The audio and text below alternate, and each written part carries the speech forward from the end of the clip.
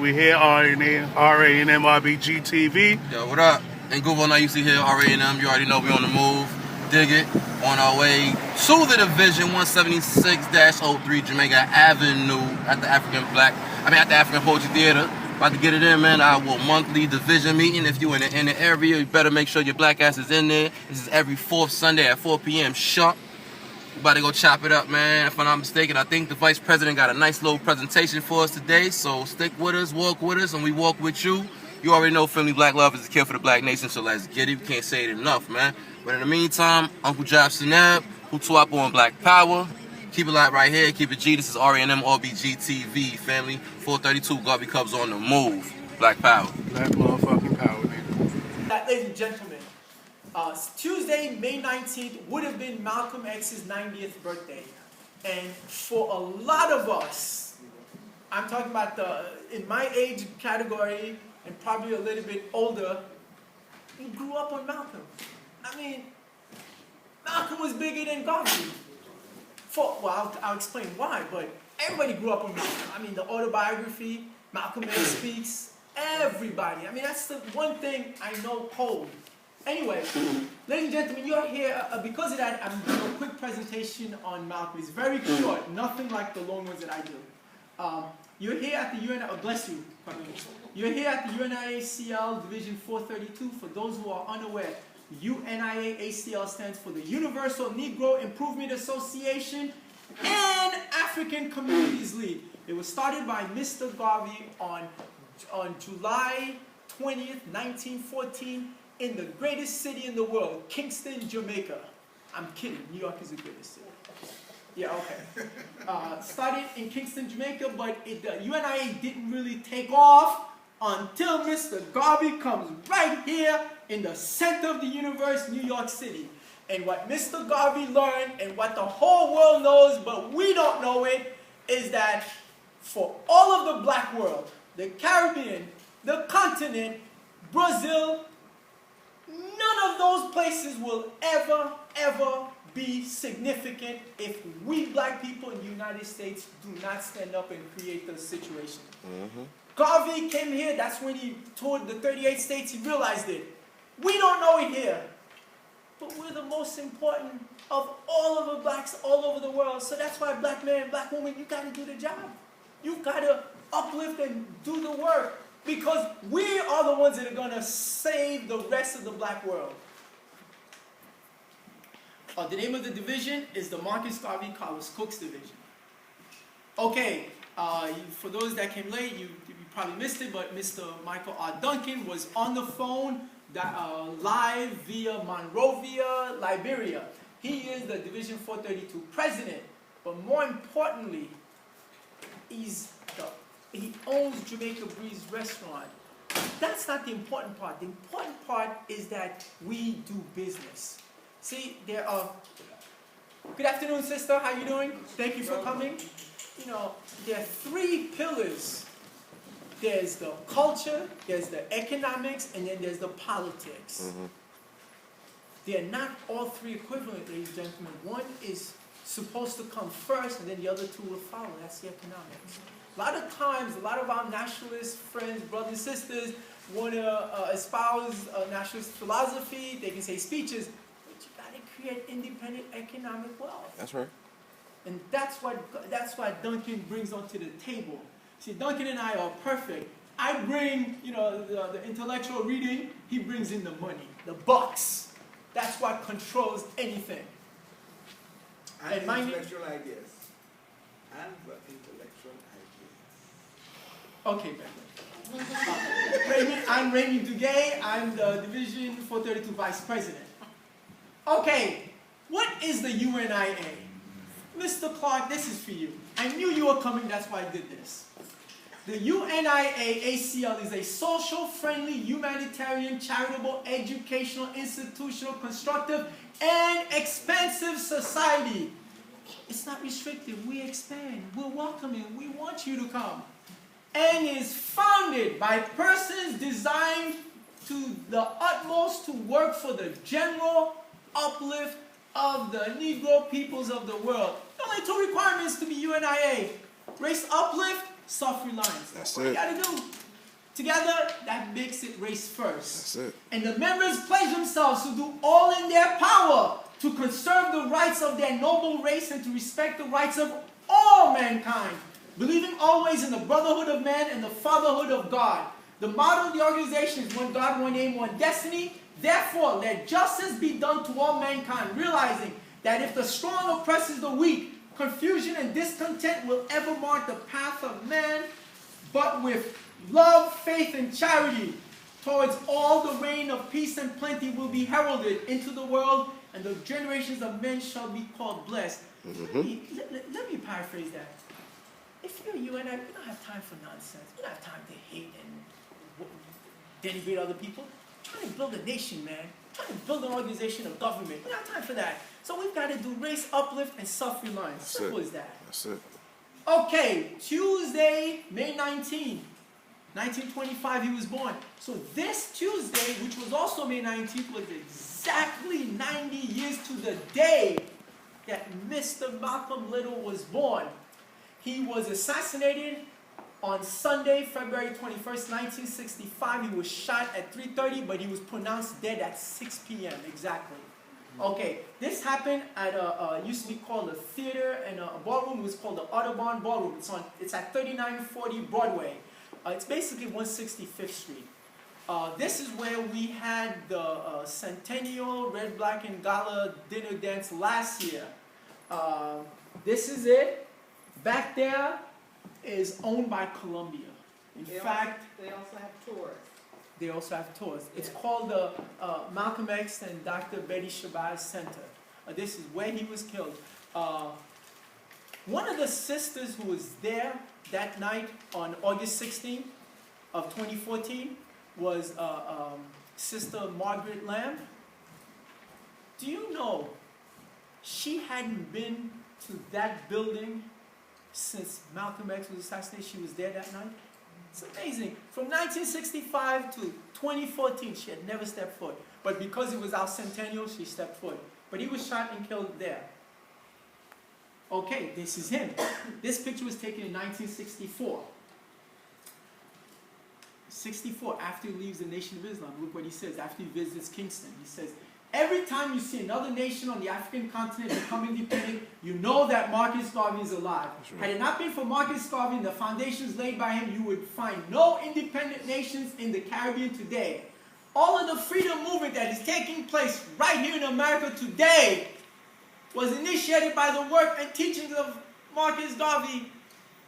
He couldn't say this before while he was in the Nation of Islam. But as soon as he leaves, he's able to speak freely because the profound leader of Nation of Islam, the Honorable Elijah Muhammad, was a member of the Detroit UNIA. That's right. The whole concept of militarism, that's the foot of Islam, all of that is UNIA. That's right. Not only that, is you're gonna go to his parents. Okay. Yeah. 19. Go ahead, young Marcus. No. I didn't know if you were gonna get to it. That his parents, both his parents, were in the UNIA. Okay. I didn't. Chill out. All right. Okay. 1925. Yeah. 1925. He is the fourth of 7 kids. He is born to a Louise, Helen, and Earl Little. Louise is from that great Caribbean nation, Haiti. I'm kidding. She's from Grenada. Just like Beckway. That's why. She's from Grenada, and he is from Georgia, of all places. They meet in Philadelphia. What's in Philadelphia? At the UNIA meeting. In fact, there's more to it. Every place that they move to, guess who's the president of the UNIA chapter? Malcolm's father, Earl Little. In fact, that's why he's got to leave, because the whites say, yeah, what are you doing preaching all this stuff? Preaching race uplift, preaching self-reliance? Cut that out. We want our blacks to be denigrated, to be scorned upon. You're trying to uplift black people. You've got to go, man. So he's a fourth of 7 children. Because he's born in, where is he born? Omaha, Nebraska. It's amazing. The whole western, the midwestern part, Malcolm was raised all over those areas. He's born in Omaha, Nebraska. His father is the president of the UNIA chapter. the good old whites tell him, we don't want this, you got to leave. So within a year, they moved to Milwaukee in Wisconsin. Guess who starts the Milwaukee chapter of the UNIA? Earl Little. Everywhere he goes. And guess who's his Secretary General? His wife.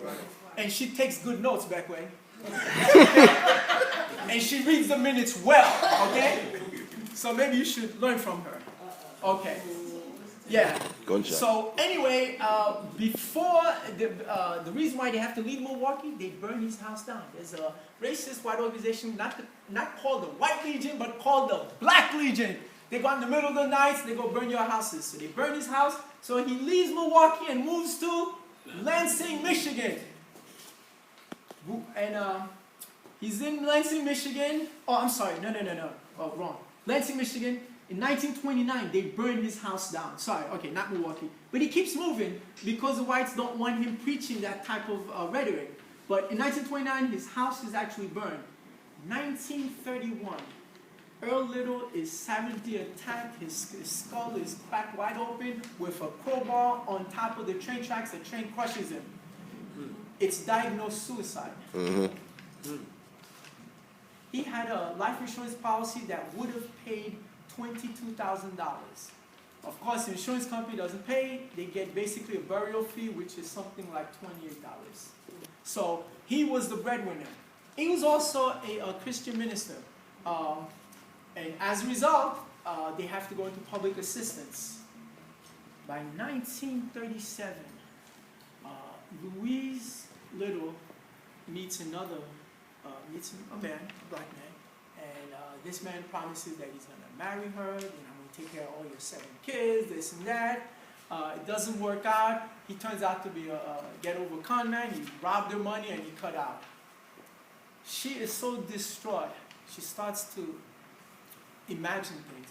By 1938, she's institutionalized in Kalamazoo, Michigan State Psychiatric Center. She will not be released until 1962, when Malcolm X, who is the minister now, signs the papers and is able to have her be released. She spends 24 years in a mental institution. Okay. He's taken to foster homes. He learns the evil ways. He learns to be a hustler, basically. By 1943, he ends up in Harlem. At one point, being that he was in Lansing, he actually never, ever did anything in Detroit, but they used to call him Detroit Red because of his red hair. But he was never in Detroit. He was in Lansing. Lansing's in Michigan. It's not exactly close to Detroit, but it's close enough. Okay, so that's how he gets the nickname. He's got red hair. 1943, he's in Harlem. He's a hustler. He's into prostitution, he's into pimping, he's into little drugs, he's into numbers, he's into shaking people down, all the stuff that you're not supposed to do. Okay, 1944. Oh, at one point he was in Boston. I forgot to mention that. So at one point he gets back to Boston in 45. Now he and this other brother and these 2 white women, because he's into white women, he has process, the whole routine. When you're going that direction, you do those type of things. They form a robbery gang. They start robbing people, this and that. When he's about to go to the pawn shop to retrieve something that he had stolen, he had left, he realized, you know what, let me go back and get it. The police are there waiting for him. So in 1946, he's sent to the Charlestown State Penitentiary in Charlestown, Massachusetts. Okay. He's got a lot of family. Right after he gets there, he meets a person who's going to change his life, ladies and gentlemen. He meets an inmate named John Bembry.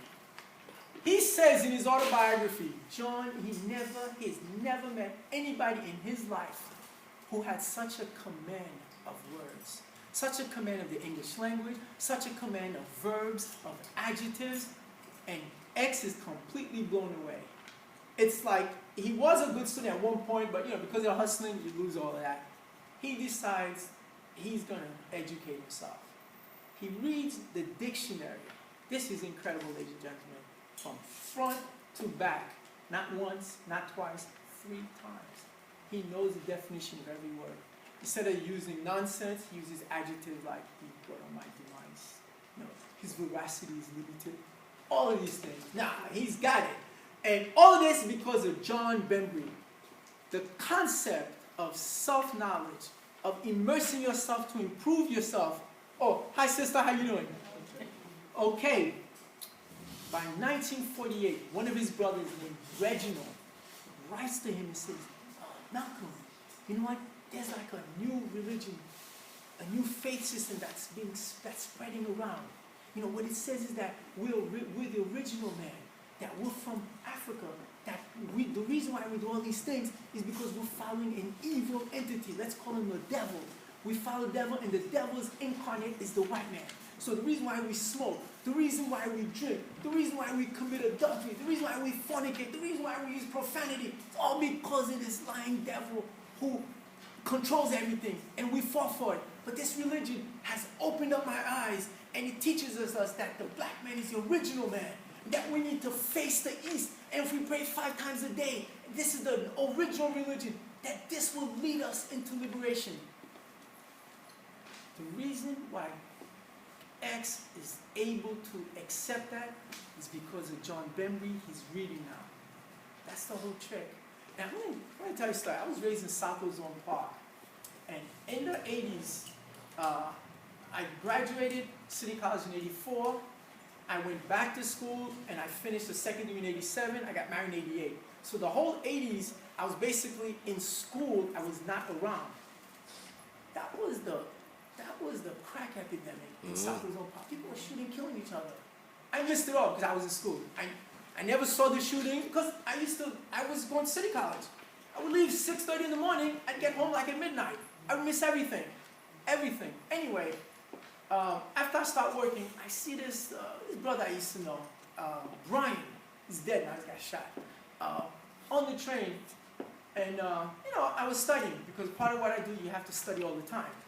So they used to call me 4 Eyes. So he comes up to me and says, 4 Eyes, you still studying even though you're working? I said, yeah, just the pastime. So he's making fun of me. So I said, would you like me to show you this? So at first he was reluctant. On the train ride, eventually I showed him the formula I was doing and how simple it was. You know what he tells me? He said, that's all that was. I could have done this when I was in school. This makes all my life. I mean, that's how simple it is. I said, yeah, that's how simple it is. Doing math is so simple. And, you'll never understand just sitting down and just reading and studying, how that can just uplift you. Without John Bembry, X doesn't become X. He owes everything, the reading, and he reads everything. I mean, what he reads. And then in 1950, he's read so much, he writes Harry S. Truman, who's president of the country, and he denounces him for invading North Korea. He says, this is illegal what you're doing. This is against the Charter of the United Nations. He says, this is wrong. And in it, he signs, I sympathize with the Communist People's Revolution in Korea. 1950, welcome sister, have a seat. What they do is, this is the first time the U.S. government starts to, they open a ticket on Malcolm X for being a communist sympathizer. Because, in those days, they were anti-communist all the way. So because he writes a letter and says, but what are you guys doing? This is wrong. All the Koreans ever wanted was to free from colonialism. They did that, now you're going to go invade it? So they start the surveillance on Malcolm X because they believe he's a communist sympathizer. In 1952, in August, because of good behavior, he's released.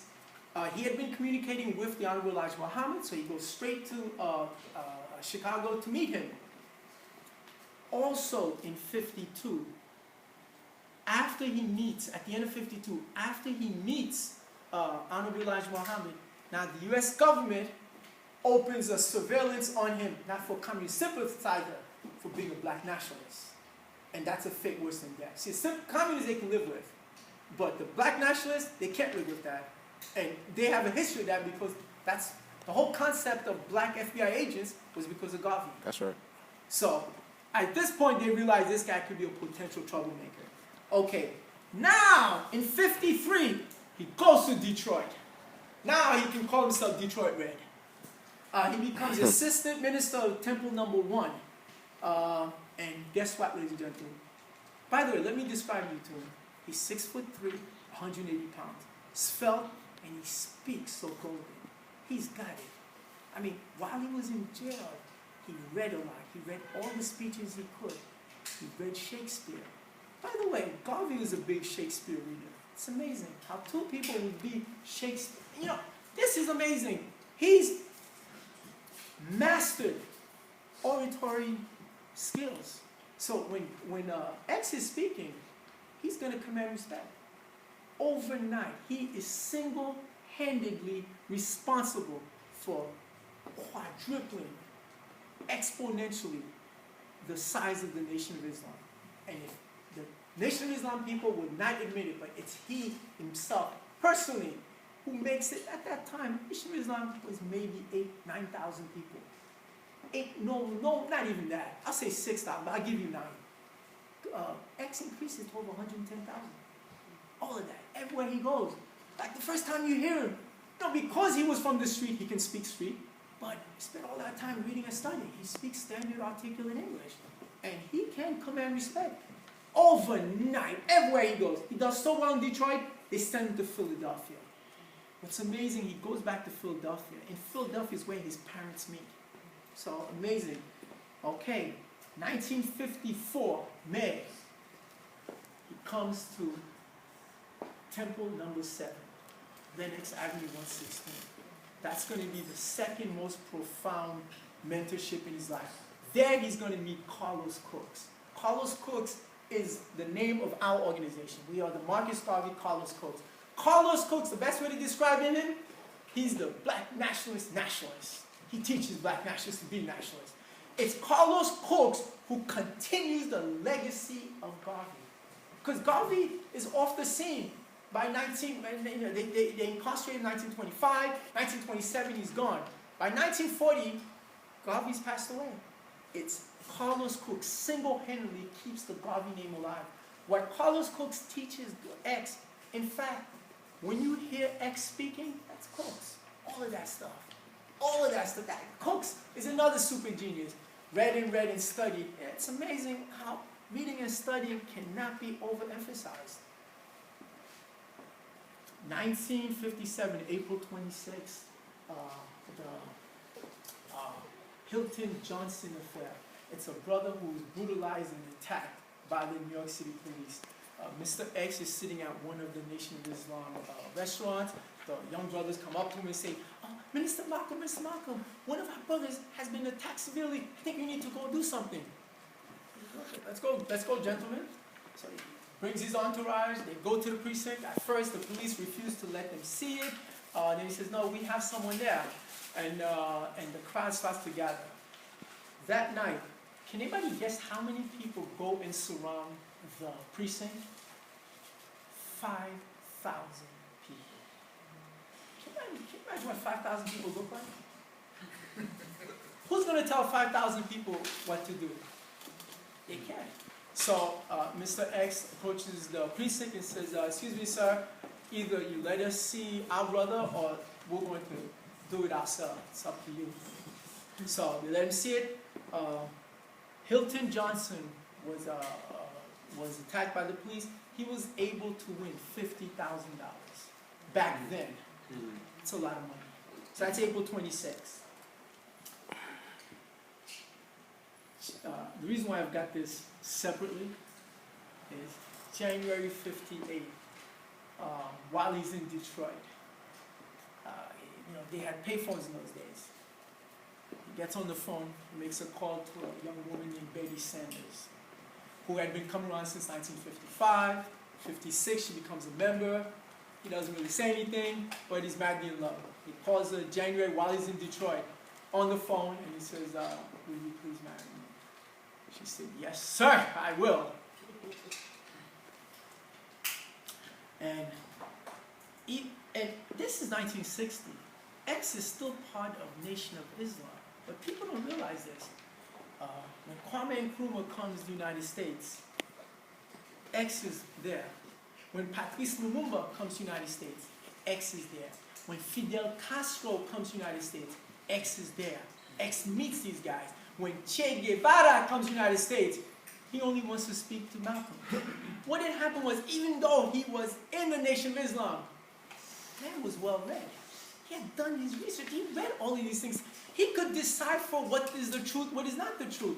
And this is a skill that a lot of people don't have. Like, you can read the newspapers, but if you're able to decipher what is the truth, and there was no internet in those days. So anytime there's any function in Harlem, you would find X, and the man receding hairline, that's Cooks. You always see them together.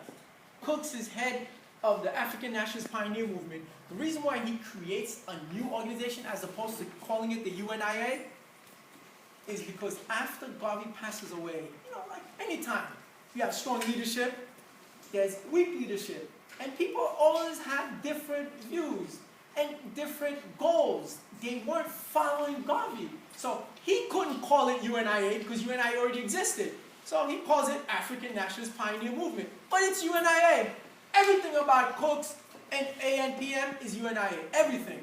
In fact, ladies and gentlemen, in our midst, we have a member of the African Nationalist Pioneer Movement who knows Carlos Cooks. Can anyone guess who that is? The Honorable Baba Shem. Please stand up, Baba Shem, so everybody knows who you are. So, what's amazing is, and this explains why there's that schism, X wasn't just Islam. That's right. The guy was well read. He was not in the religious box. He understood the revolutionary struggles. I mean, Che Guevara, Fidel Castro was a personal friend of his. It's amazing. Che Guevara, all of these, Patrice Lumumba, all of these, Ahmed Ben Bella from the Algerian resistance was a personal friend of X. Nah. And this is Carlos Cooks here. There's Nkrumah, there's Congressman Adam Clayton Powell, Chuck Stone, I don't know who this guy is, there's Malcolm X, and there's Carlos Cooks.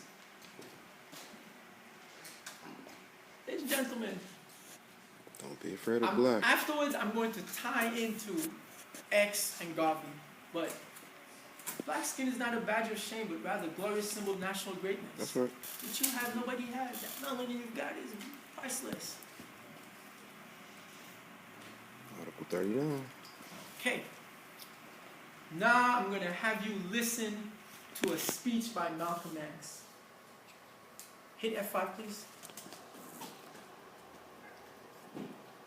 Well, hit escape. Okay. Yeah, F5 again. Okay. Not close it, but minimize it. Okay. Ballad of the Bullet. Gotcha. That was in Ohio in 1964, April 3rd. 1964 was going to be an election year. So he's getting ready to tell you. Sisters, But there's some friends, important parts, and I'm going to show you why X is important.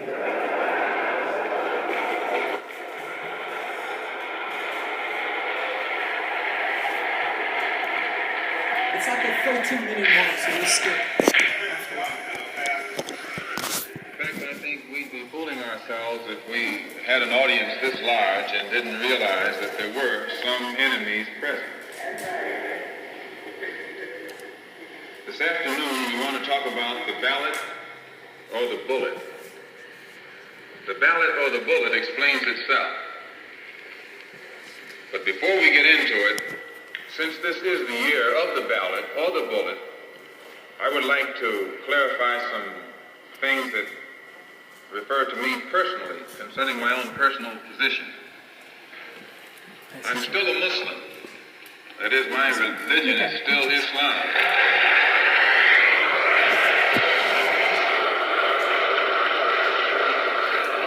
My religion is still Islam. I still credit Mr. Muhammad for what I know and what I am. He's the one who opened my eyes. Discussing religion, we'd have too many differences from the outstart, and we could never get together. That's right. So today, though Islam is my religious philosophy, my political, economic, and social philosophy is black nationalism. That's it. You and I...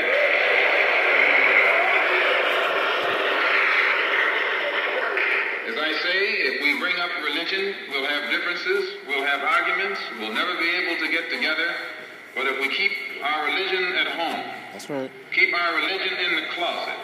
Keep our religion between ourselves and our God. But when we come out here, we have a fight that's common to all of us against the enemy who is common to all of us. That's right.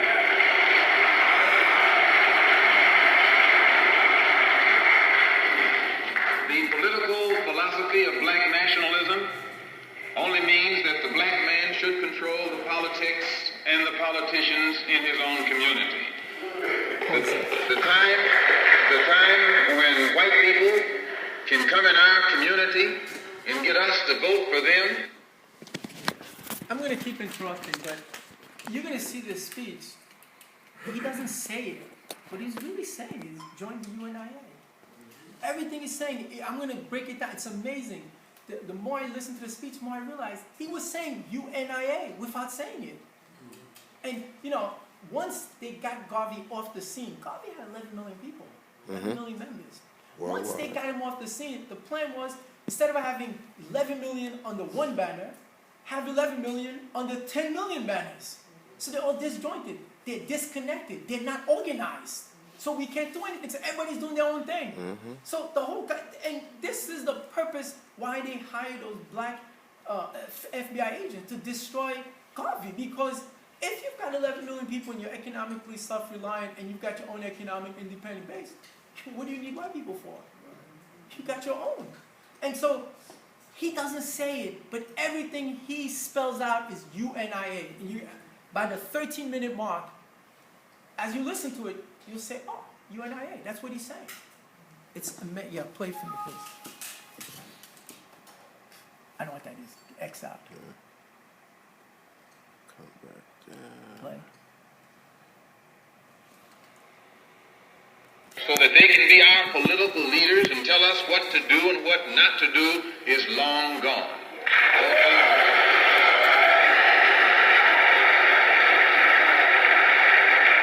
By the same token, the time when that same white man, knowing that your eyes are too far open, can send another Negro into the community, get you and me to support him so he can use him to lead us astray, those days are long gone.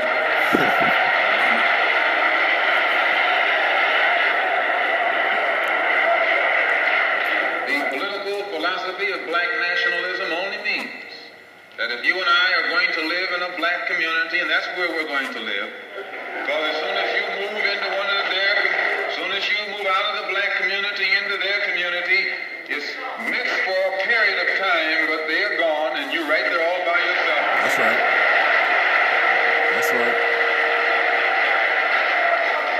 We must understand the politics of our community.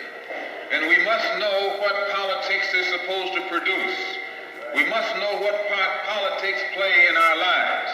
And until we become politically mature, we will always be misled, led astray, or deceived or maneuvered into supporting someone politically who doesn't have the good of our community at heart. That's right. So the political philosophy of black nationalism only means that we will have to carry on a political program of re-education, to open our people's eyes, make us become more politically conscious, politically mature. And then we will, whenever we get ready to cast our ballot, that ballot will be cast for a man of the community who has the good of the community at heart.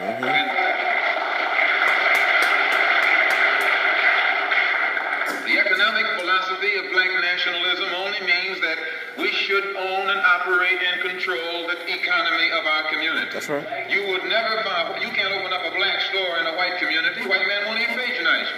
And he's not wrong. He got sense enough to look out for himself. And you don't have sense enough to look out Race for yourself. first. Race first. You know what's amazing? It's like... Race first. It's like he's talking about today. Yeah. Yeah. I mean, it's amazing. This is 1964, April 3rd. It's like 41 years ago. We're still in the same situation. Played. Yes, sir. Now, wait till you get to the 13-minute mark. It's really... The white man is too intelligent to let someone else come and gain control of the economy of his community. But you will let anybody anybody come in and control the economy of your community. That's right. Control the housing, control the education, control the jobs, control the businesses under the pretext that you want to integrate. Oh, you're out of your mind.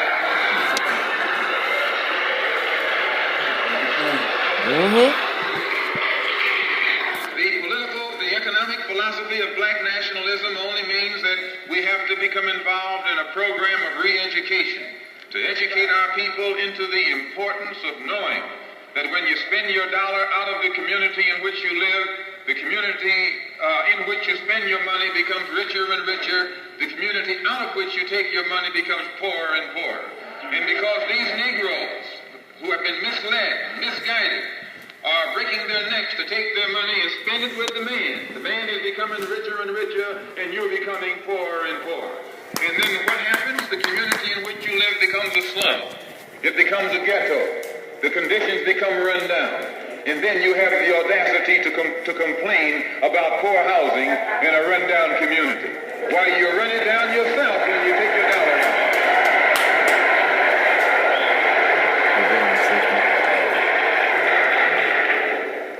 And you and I are in a double trap, because not only do we lose by taking our money someplace else and spending it, when we try and spend it in our own community, we're trapped because we haven't had sense enough to set up stores and control the businesses of our community. That's right. The man who's controlling the stores in our community is a man who doesn't look like we do. He's a man who doesn't even live in the community. So you and I, even when we try and spend our money in the block where we live, or the area. And I'm going to keep interrupting, but remember when I started the presentation slide, I mentioned Michael R. Duncan owns Jamaica Breeze Restaurant? That's what I'm talking about. Where he hires the people in the community, the money circulates in the community. He's the most important person in the community. He goes down the street, everybody wants to be his friend. He's making money too, but he hires people and it's uplifting the community. Notice what X is talking about, economics here. He's not talking about cultural, like what Beckwith does all that time. No, he's talking about bucks, money.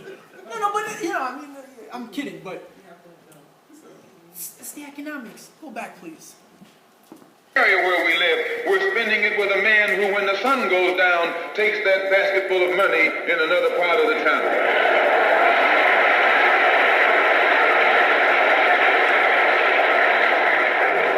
So we're trapped, double trapped, triple trapped. Anywhere we go, we find that we're trapped. And every kind of solution that someone comes up with is just another trap. But the political and economic philosophy of black nationalism, shows our people the importance of setting up these little stores and developing them and expanding them into larger operations. Woolworth didn't start out big like they are today. They started out with a dime store and expanded and expanded and expanded until today they're all over the country and all over the world, and they're getting some of everybody's money. That's right. Now this, what you and I in General Motors, the same way, didn't start out like it is. It started out just a little rat race type operation, and it expanded and expanded until today is where it is right now. And you and I have to make a start. And the best place to start is right in the community where we live.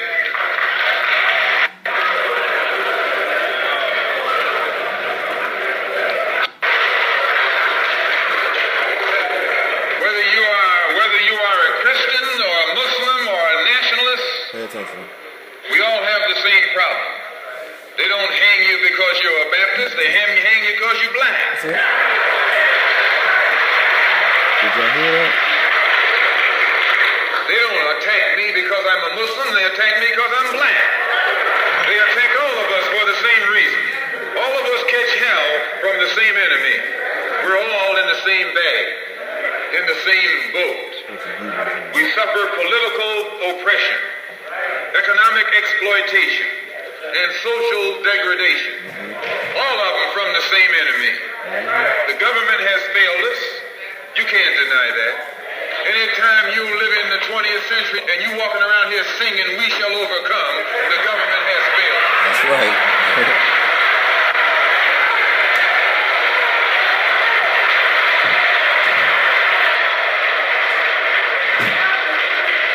This is part of what's wrong with you.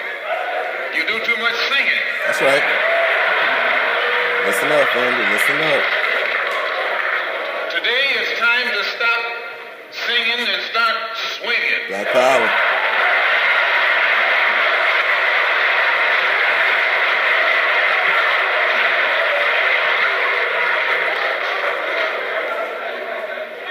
You can't sing up on freedom, but you can swing up on some I freedom. know that's right.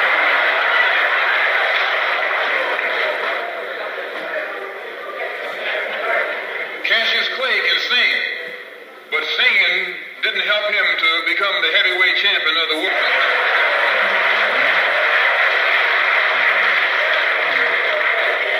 So this government has failed us. The government itself has failed us. And the white liberals who have been posing as our friends have failed us. And once we see that all these other sources to which we've turned have failed, we stop turning to them and turn to ourselves. That's right. We need a Self-reliance. self-help program. Self-reliance. A do-it-yourself philosophy. A do-it-right now philosophy. It's already too late philosophy. Self-reliance. Look what he said. The government has failed us, and we need a self-help philosophy. That's UNIA. We're a government, man. That's right. And self-reliance, race uplift. He doesn't say it, but he's really, that's the picture he's painting. But UNIA was off the scene. They got rid of Garvey. But ladies and gentlemen, if X can really, see, now that he's out of the nation, look how clear his thinking is. Even he realizes it. It's the economics, man. You know, they butcher us, they brutalize us. But if we, let's say we own businesses, you think they could do that?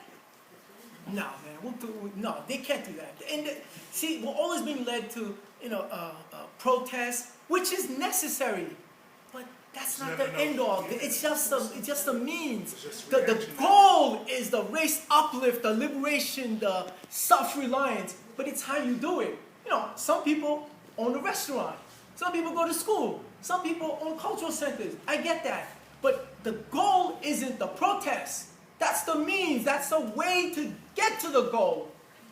And Brother Vice, if I might add, dealing with the protests, that's also, if it's not organized the way it really needs to be, it's really a big business for every business that's around that you're walking up that block. You got to go get water, you got to go to somebody's store. You need a nap, you got to go to somebody's store. We don't own these stores. So it's big business for somebody else, not us. He couldn't have said any better. So even when we're trying to do that, we still get played without being organized. Now people don't see that. That's doing it. That's so important. You know, what are the three things Garvey used to say? Organize, organize, organize. That's right. We got to do it. So, ladies and gentlemen, what next? Well, What next? I want to add to, one example of Malcolm returning to his Garveyite roots is when he traveled to Africa, and I think it was the last 6 months of his life. He spent first 5 weeks in 1964, I'm not sure what time period, and then 6 months traveling to various African countries. And when he came back, that's when he formed the OAAU with Robert John Henry Clark. And he said in one of his speeches about the OAAU, we're going to organize the West as they organize the East, and then we're all going to bring it back together. That's Garveyism. Yeah. So he went back to universal African nationalism, or as we call Pan-African nationalism today. Nope. You couldn't have said any better, Marcus. Give him a round of applause. That's right. Is what. That's right. Marcus, that's it. So, ladies and gentlemen, what should we do next, Marcus? Yeah, we got to build, we got to organize. And how do we build and organize UNIA? You gotta be members. You gotta join your member. You gotta sign up now. All those who aren't signed, you brother, I know you're gonna sign up today, right? Yeah. You gotta sign up. Sister, I'm counting on you. Gerard Clark, you gonna sign up? Yes, sir. The application's on the table. Please sign up. Membership for the first year is $3 a month. 3 times 12 is $36. There's a $10 tax to the parent body. That makes it $46. And then when the first time you register, there's a $10 registration fee. So the first year is $56. Afterwards, it's only $46. It really is $3 a month. And then there's a $10 surcharge to the parent body. I've got thousands of applications with me. So I'm begging everybody, this is the time. Marcus, pass them all out. Everybody should join. No, because we're not, our members shouldn't join. God, you already remember But you. join twice. But the thing is, everybody says, we got to get together, we got to do this. But you got to show commitment. You got to put up some bucks so we can make more bucks. Put up or shut up. You know, Go ahead. also that, Marcus. I just wanted to add that, you know, we are making strides in West Africa. As we saw, Brother Duncan is in Liberia. I recently came back from Senegal. I was supposed to be on a phone conference this morning with President Senghor about forming a chapter, because I had spoken to some brothers and sisters out there who are interested in becoming members and forming a Senegal chapter. And we're going to be doing the same thing in Liberia. Groundwork. Groundwork. And I don't know if you guys know, we also recently have a Tanzania division. That's what's up. So, Wow. Yeah, we're working throughout the continent and the diaspora. UNIA's in the Nile Yeah, Valley. so we're making things happen. So we're locally based, but we're working globally to outreach and reach out to our brothers and sisters around the world. Because we need organization everywhere, but first we have to establish that network. Yeah. And that's going right back to Garveyism. You know, but it said 11 million members, 40 different countries, and 1,100 chapters worldwide, without telecommunication, no phones, no internet. So There was no Facebook, no Google. yeah. So once we organize ourselves, we will start to organize within the diaspora. So we just got to go community to community, because they're there. Yeah. When I was in Senegal, brothers and sisters were very receptive and open to whatever ideas we had, whatever resources we were able to lend them. In Africa, it's very vital that we start making those connections, and they're there. So if you're traveling abroad, I suggest that you make those connections with those brothers and sisters that are on ground there, because they're ready to go, and we need it. So just wanted to share that with you. Peace. Excellent. Okay. Delali. Good afternoon, everyone. I apologize for my lateness, but this is why. As far as supporting each other and building economics, this weekend is one of the biggest weekends for African-centered businesses. It's Dance Africa, even though it is not run by us. There are hundreds of African people out there. That's Brooklyn Academy of Music in Brooklyn. What streets are those like? There's a Lafayette and Not far from Atlantic and State. Atlantic. That whole area is alive with African culture and lots of business people who need your support. So that's a great. they're open today, I think, until 10 o'clock. No, today till 8 and then Till tomorrow till 8. No. Yeah. No, she's right. The first day's always the longest. Okay. That was yesterday. Oh yeah, I'd like to mention that I'm selling shirts online. If y'all want the link, I'll give it to y'all. Y'all can write What's it your down or name? whatever. Talk about the center, man. Talk about Oh yeah. I also got the youth center program. Well, me and him.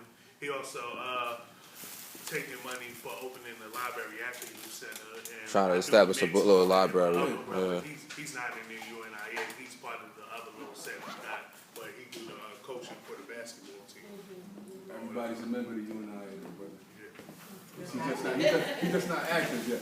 But What name do we look up online for you?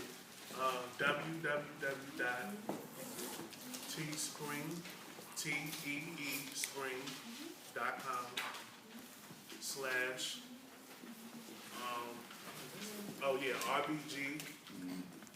No, it's what's the link again? You don't even know. yeah, you're gonna send it out the information. Sister Adrian, I'll also do the same thing. I'll send you the link for the fundraiser, and they'll send it out like that. So these brothers, they're with me within the youth committee. Yeah, teespring.com. Yeah. Okay. Matter of fact, no, it's my name. It's Rawnail21. RAWNELL21.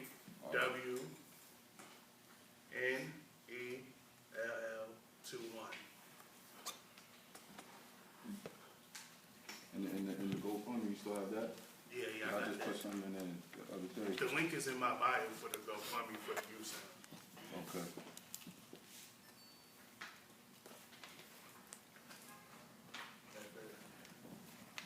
Charles, did you have your hand raised? Right, how many of our members work in education, whether teacher or some administration or in? Can I have a show of hands? Beckway?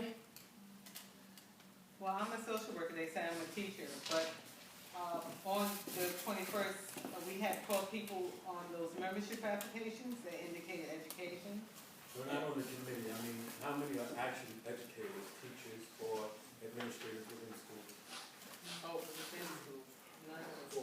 I've been an adjunct lecturer. Okay, and Why is No, because, I mean, as far as the curriculum and stuff, I mean, the library and down, maybe, remember taking consideration. Just curious. Well, what I'm hoping to do with the library in Ghana is once they get it, they've identified some land. I told them to go get, they have land. So I suggested they get the land officially, and so they got it within a day. I told them to get it straight with the title and stuff. And I think Beckway and I talked about getting an architect out to design something for them. And then we'll go from there. But hopefully, as they go along, anybody that has any library experience from you and I, maybe they can go over it as they get set up to help them. Spend 2 weeks, and somebody else will send them for 2 weeks and whatever until they get situated. But they pretty much have an idea. They have, this room, they have shelves, tables, they got some kind of desk, they got a young girl to sit at the desk. They're not letting anybody take the books out, just yet they're all reading.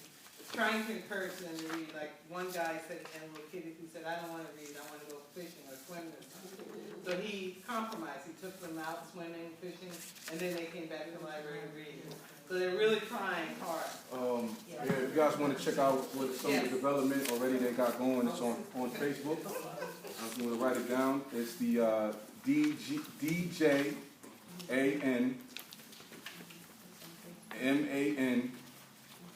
Community Library. You said DJ? D, the letter D, J, A, N, MAN Community Library. And that's John what Mine. John Mine. Marcus, hold it up right quick. Yeah. And that's there on Facebook. Alright. And the brother that we're corresponding with is an old friend of ours. He was actually one who was investigating the shea butter for us in Ghana as well. That we want to be developing that as well. Oh yeah, it's another link for another show. I forgot. It's two of them. Facebook. Yeah, we put that in there. Facebook search. You should go out. The other link for the other shirt is the same thing. teespring.com/RBGRAN M1. This how the shirts look.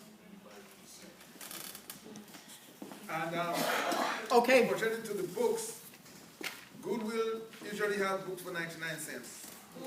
Goodwill stores. Usually have We said books. Goodwill. Goodwill stores. Also Staples, outside Staples, there's Well, $2 $8 books. There's a great dollar bookstore. I can never remember the address, but it's in the NYU campus area. When a you dollar bookstore? yes, and they have great books. You will find great black books for $1 and less. Wow, where is Get the that? address? I'm gonna get you guys the address. Please, because I can use that for the center. Use that for the center, for real. Yeah. Yeah. No, so when you're on West 4th, you go straight up that block. When you reach the apartment buildings, you make a left. I think I know what you're talking about too. And Yeah. you go straight down, and it's right there's a little cut down steps, go inside. Nah, it's in the city. It's in Manhattan. Wow, I'm sorry. But they even have albums, and they have a lot of goodies. The only thing is, if you have allergies, take Facts. care of yourself. Dusty is all get out down there. Okay, Kwabena, what did you have to say? Well, my Monroe College has free books also. They usually have books in the library. Monroe College has free books? Yeah, free books on like Where's that? Microsoft. Monroe College has free books. Yeah, they usually have a shelf outside of the library that they don't need anymore. Where's Monroe College That's in located? the Bronx. Oh, in the Bronx. Okay. All of you making this great suggestion, can you grab these books when you're at your place? Yeah. Okay. Just a matter of Okay. But I do grab books, but I grab books for myself. Well, Marcia, we figured that. Okay, let's get back to the agenda. Before we celebrate someone's birthday, item number 5 we had skipped because the presenter wasn't here. So the presenter is here. So ladies and gentlemen, without further ado, let me introduce to you Marcia Bois, directly from the greatest nation on the face of the earth, the Republic of Haiti.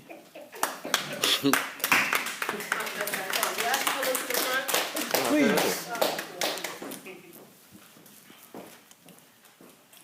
What was the date that I tracked you? May 2nd. Thank you. Hi, everyone. Hi, Marcia. Oh, my goodness. So on May 2nd, I was honored and privileged to go down to Atlanta to the Abaka Soon Soon celebration that Miriam Ani and her crew and family presents. And have you all ever been to a Ma'afa celebration? No. Right here.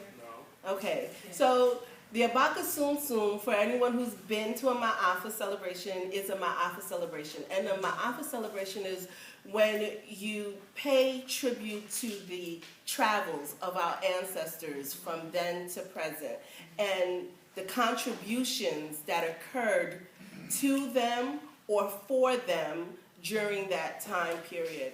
And most Ma'afa celebrations are based on a religious aspect.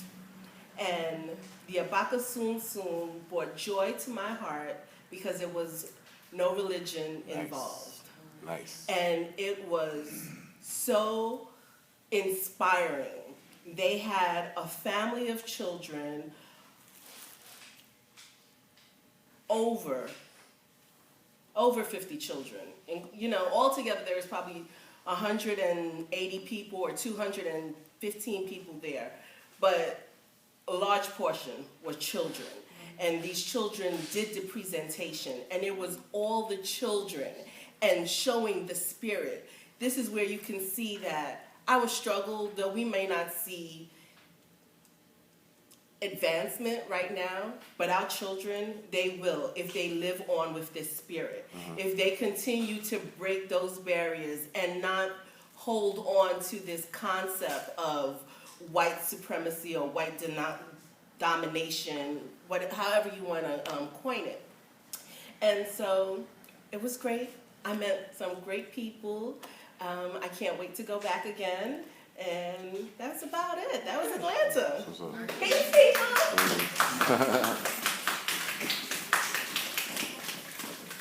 The reason why we sent Marcia there is when Dr. Ani became a member and made a presentation in November of 2014, we had promised that we would send someone there.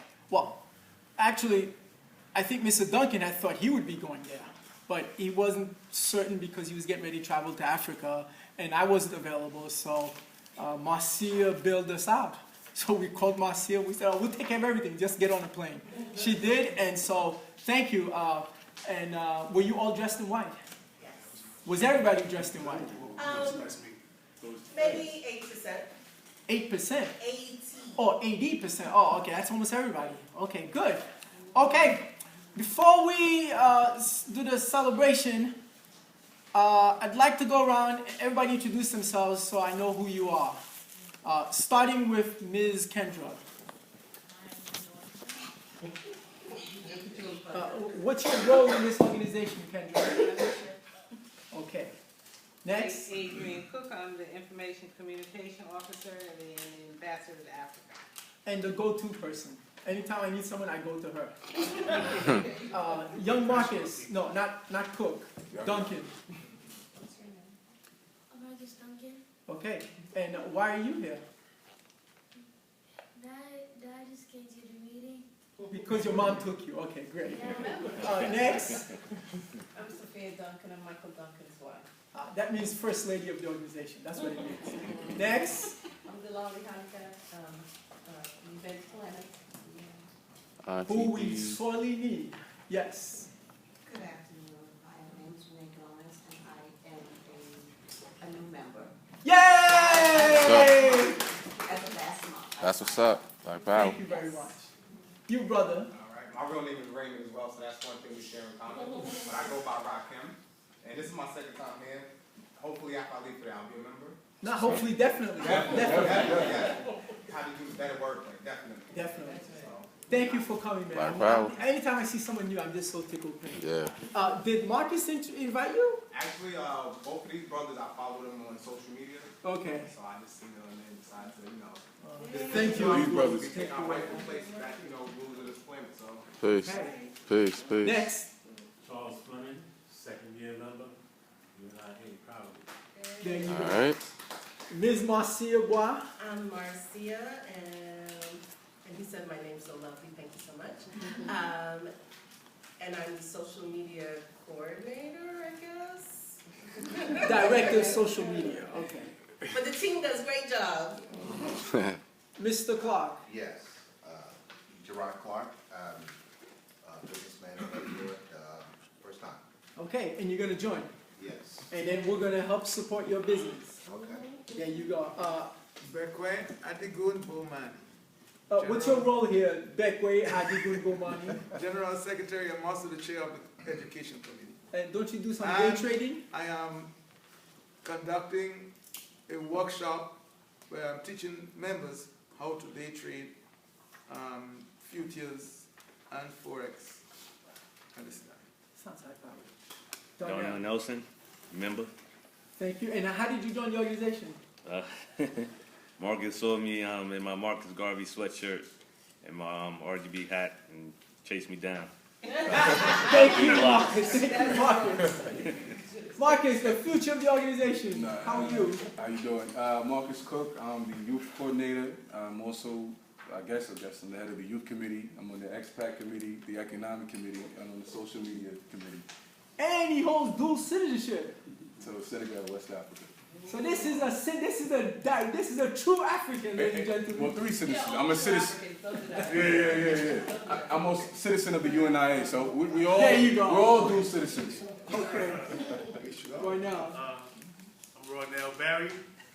I tell these two what to do. Yeah. You're doing a good job. Your wishes. Oh, okay.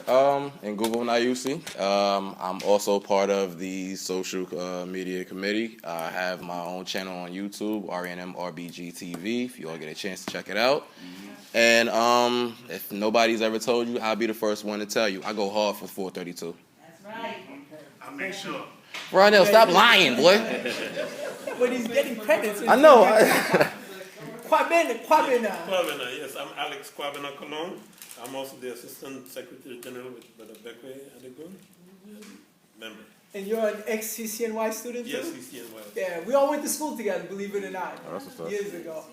Baba Shem, the reigning OG. chaplain of the UNIA Division 432. What do you want me to say? So what hasn't been said?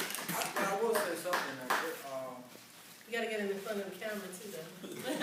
He only films people. He never gets in. Yeah. I'm just going to be a voice. We have something there, folks. And if everybody just take their time out to see what part they can play, we can build this. That's right. Like our sister here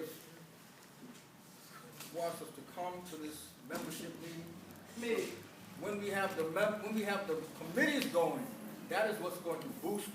Yes. Because you all will get out and you talk to your neighbors, your friends, whoever will listen to you. That's all I got. Yeah. And I just want to add something that, these brothers, unofficially but officially now, we're on the youth committee with me.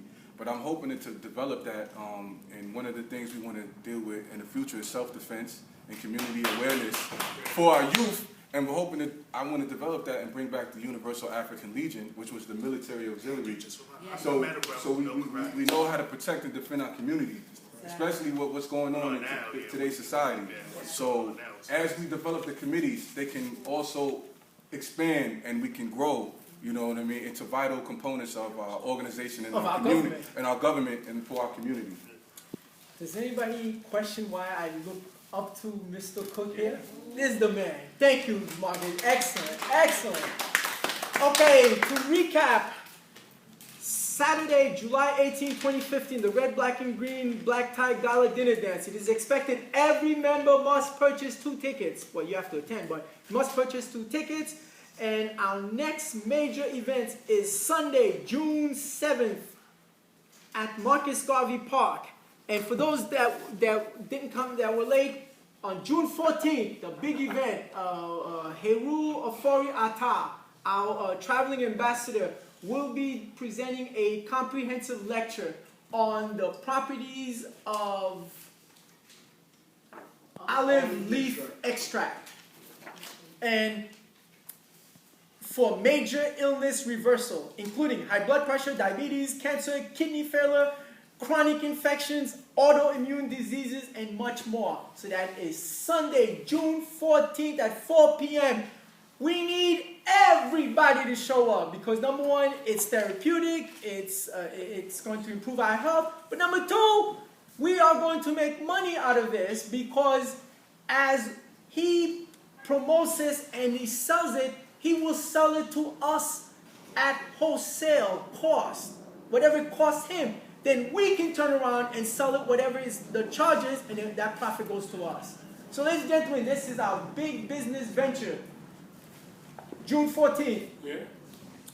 At the National Black Theater. On 25th and 5th. 2031 5th Avenue, practically on the corner of 125th Street. So we need a big attendance. So if you didn't get one, please take one. Oh, If you have Dilali. copies, sorry. Just one word about the 18th. We had spoken about taking partial payments, if that's something that people would think about and consider for the tickets, instead of you saying, okay, I've got to drop all this money at once, $150.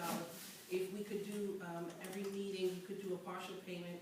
Hopefully Raymond will just have a little book and put Sure. those things down, so you don't have to do all of it at once. So if you want to do $50 or $20 and take your time. But should that all be paid before the event? Definitely at Yeah, least 'cause 2 they have weeks to pay before for the the event. hall and Yeah, all of that, course. after this event, That's what I was gonna the say. next meeting is the last Queens meeting So- before the event.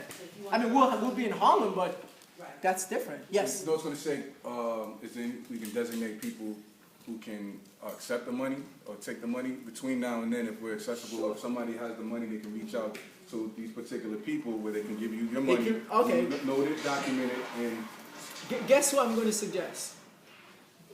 The go-to person. If anybody, Adrian or me or anybody else, or you can go to Jamaica Breeze and purchase your tickets there. Yeah. The Jamaica Breeze Restaurant, 23202 Merrick Boulevard, Laurelton, New York, 11413, 347-894-8049. That's a hell of a commercial. You know, some of my friends think I have some Facts. issues. No, just Duncan. I need him to succeed because as he succeeds, we succeed. Because if that restaurant goes under, we're in trouble. So I make sure to keep it afloat as much as I can. Beckway. Do we have flyers to hand out at some point? We will have flyers on Tuesday. Pertaining to the 14th. The 14th, you can have these. Hold that up for me one time, Bryce. They will be ready Tuesday. I designed it, but I didn't send it off to the print. Well, I did, but he's closed until Tuesday. That's the problem. PDF ones. Yeah, Right. and so you send those to the social Right. media. Here, there's another one here. Pass it around. Give it to whoever wants it. Here, pass it. Take it. Okay. Are we going to end and then celebrate, or celebrate and end? End and then celebrate. Okay, let's end. So let's everybody stand up. Young Marcus Duncan, come and help me sing because I don't know the words. It's on your agenda, the bottom right-hand corner. Does everybody know who this is? Yeah. This is Michael R. Duncan's son, okay? So this is the golden boy, so be careful. The real person. Yes. Ready? You know the words, yes? Oh, okay. I thought you knew. Okay, ready? He knows it. I know he knows it because he's sang it for me a couple of times up in Harlem. That's how I know he knows it. So, okay, ready? I'm waiting for you. Go ahead. No, praise. Praise the red, the black, and the green. The brothers and sisters are being redeemed. Open up your eyes and see. We're on